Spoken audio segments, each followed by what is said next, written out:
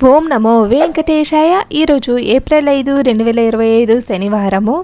తిరుపతి శ్రీ కోదండరామస్వామి వారి ఆలయంలో ఏప్రిల్ 6వ తేదీ నుండి 8వ తేదీ వరకు శ్రీరామనవమి ఉత్సవాలు అనేవి ఘనంగా జరుగుతాయండి. 7వ తేదీన సీతారాముల కళ్యాణము, 8వ తేదీన పట్టాభిషేకం అనేది జరుగుతుంది. 10వ తేదీ నుండి 12వ తేదీ వరకు తెప్పోత్సవాలు అనేవి జరుగుతాయండి. కలియుగ ప్రత్యక్ష దైవమైన వెంకటేశ్వర స్వామిని ఈరోజు దర్శనానికి వెళ్ళే భక్తులు దర్శించుకోవాలి అనుకుంటే మాత్రము 15 కంపార్ట్మెంట్లు అయితే ఫుల్ అయిపోయి ఉన్నాయండి. ఎలాంటి టోకన్స్ లేకుండా ధర్మదర్శనం కోసం వెళ్ళే భక్తులకు 12 గంటల కంటే పైనే పట్టే అవకాశం అయితే ఉంది. 300 రూపీస్ స్పెషల్ ఎంట్రీ దర్శన టికెట్స్ బుక్ చేసుకున్న భక్తులకు 2 నుంచి 3 గంటల లోపలే దర్శనం అయిపోవచ్చు. ఫ్రీ ఎస్ఎస్డి టోకన్స్, దివ్య దర్శనం టోకన్స్ తీసుకున్న భక్తులకు 3 నుంచి 5 గంటల సమయం పట్టే అవకాశం అయితే ఉందండి. ఈ సమయాలన్నీ కూడా భక్తుల రద్దీని బట్టి మారుతూ ఉంటాయి. భక్తులైతే ఈ విషయాన్ని గమనించాలి.